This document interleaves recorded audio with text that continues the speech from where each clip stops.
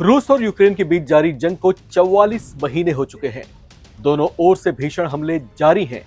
रूस पर दबाव बनाने की कोशिशें की जा रही हैं कि वो कदम पीछे ले ले और यूक्रेन पर अपने हमले करने बंद कर दे।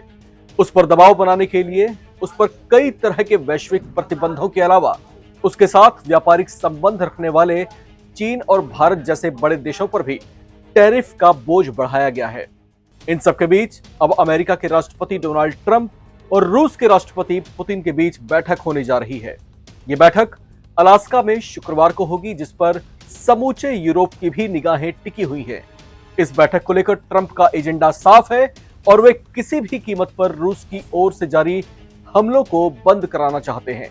व्हाइट हाउस में अपने एक बयान में डोनाल्ड ट्रंप ने कहा कि वो पुतिन से होने वाली वार्ता में शुरुआती 2 मिनट में ही इस बात का अंदाजा लगा लेंगे कि रूस और यूक्रेन के बीच युद्ध रुकवाने के लिए समझौते की कोई गुंजाइश है या फिर नहीं। रूस और यूक्रेन के बीच युद्ध विराम की कोशिशों को लेकर होने वाली इस बैठक में यूक्रेन के राष्ट्रपति ज़ेलेंस्की के शामिल होने पर भी सस्पेंस बना हुआ है। इस पर ट्रंप से बार बार यह सवाल किया गया कि क्या वे इस बैठक में पुतिन के अलावा ज़ेलेंस्की को भी शामिल करने वाले हैं, तो इस सवाल को वे बार बार टालते दिखाई दिए। हालांकि उन्होंने इतना जरूर कहा कि यूक्रेनी राष्ट्रपति ज़ेलेंस्की पहले भी कई बैठकों में शामिल हो चुके हैं, लेकिन वे युद्ध नहीं रुकवा सके। उनके इस जवाब से संकेत मिल रहे हैं कि इस बैठक में ज़ेलेंस्की को शामिल करने का उनका मूड शायद ना हो। वही एक चौंकाने वाली बात यह दिखी कि अमेरिकी राष्ट्रपति डोनाल्ड ट्रंप एक और रूस के हमले रुकवाने के लिए बैठकें करने जा रहे हैं, तो वहीं यूक्रेन ने रूस पर हमले तेज कर दिए हैं। यूक्रेन ने रूस के बॉर्डर एरियाज में जोरदार ड्रोन हमले किए, जिसमें कुछ लोगों के मारे जाने और कुछ के घायल होने की खबर है, जबकि रूस ने यूक्रेन में 39 ड्रोन मार गिराने का दावा भी किया है। यूक्रेन ऐसा पहले भी कई बार कर चुका है। कुछ महीने पहले ट्रंप के मध्यस्थता के प्रयासों के दौरान भी उसने रूस पर कई भीषण हमले किए थे, जिस पर ट्रंप ने ज़ेलेंस्की को फटकार भी लगाई थी। वहीं वॉशिंगटन में ज़ेलेंस्की के साथ उनकी जोरदार बहस भी खूब जमकर के चर्चाओं में रही थी, जिसके बाद ट्रंप ने उन्हें कड़ी चेतावनी दी थी कि अगर उन्होंने रूस पर हमले कम नहीं किए तो बुरा खामियाजा भुगतना पड़ सकता है। अब वे रूस पर हमले बंद करने के लिए दबाव डाल रहे हैं। शुक्रवार को होने वाली बैठक से पहले ट्रंप ने कहा कि पुतिन का अमेरिका आना सम्मानजनक है।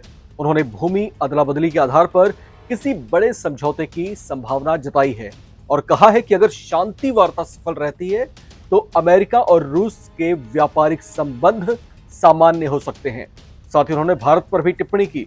उन्होंने कहा कि भारत पर टैरिफ बढ़ाने का असर रूस पर हुआ है और इसका प्रभाव रूस की अर्थव्यवस्था पर अब दिखाई देने लगा है। उन्होंने कहा कि इन दिनों रूस की इकोनॉमी अच्छा प्रदर्शन नहीं कर रही है, इसके पीछे वजह भारत पर टैरिफ का बढ़ाया जाना ही है। हालांकि ऐसा लगता है कि डोनाल्ड ट्रंप जो है अपनी ही किसी दुनिया में जीते हैं, अपने ही किसी परसेप्शंस को जो है वे थोपने की कोशिश करते हैं, लेकिन इसके साइड इफेक्ट्स क्या होते हैं या क्या हो सकते हैं उस पर शायद वो कम विचार करते हैं। अब यहाँ पर 2 तरह की बातें सामने आ रही हैं।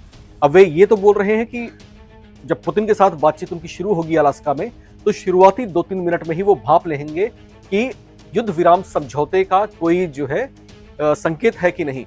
लेकिन यहां पर क्या वे इस बात को भूल रहे हैं कि रूस जो है कई बार ये बात कह चुका है कि वो युद्ध विराम चाहता है, लेकिन वो युद्ध विराम अपनी शर्तों पर चाहता है। क्या होंगी वो शर्तें? क्या यूक्रेन उस पर जो है मानेगा या नहीं मानेगा? और क्योंकि इस बैठक में जो है ज़ेलेंस्की के शामिल होने पर भी फिलहाल सस्पेंस बना हुआ है, तो ऐसे में जब 2 देशों के बीच में युद्ध छिड़ा हुआ है और वही 2 देशों के प्रतिनिधि जब आमने सामने नहीं होंगे, तो एक तरफा मध्यस्थता करने का भी फायदा क्या ही होगा?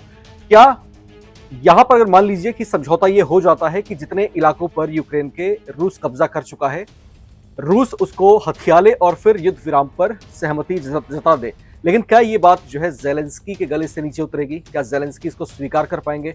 और अगर नहीं कर पाएंगे तो ट्रंप के साथ क्या फिर से उनकी राइवलरी बढ़ेगी? तो ये जो है हालात क्या दोबारा से यूरेशिया रीजन में जो है दोबारा से किसी बड़ी जो है उहापोह की स्थिति या फिर जो है विवादों की स्थिति को गहरा देगा? बहरहाल इस रिपोर्ट में इतना ही। बाकी अपडेट्स के लिए आप बने रहें और देखते रहें नवभारत टाइम्स।